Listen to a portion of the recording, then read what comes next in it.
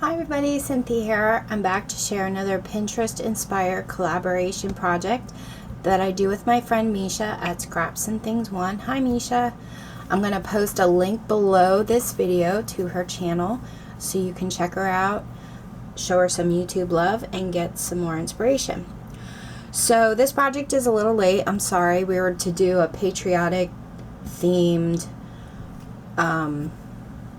water can, either a big table centerpiece display or a little table decor piece, but you needed to use a water can and also have paper rosettes. So the one that inspired me is from Linda's Works of Heart on Pinterest, and this is her little water can with the rosettes there. I just loved it. I thought it was so pretty.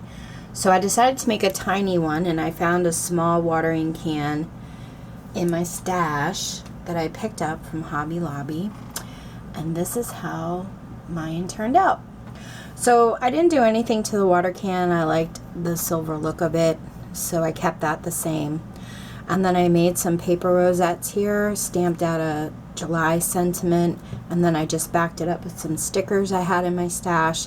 And then these paper star flowers you see here, I made those a little while ago and saw I had them in my stash, so I used them. I tucked some leaves into the watering can, and below here I have some foam so that when I put the bamboo skewers in, it's stuck in real nice, but I'm still able to take it out and do another theme if I wanted to. And then between the leaves I just tucked in some burlap.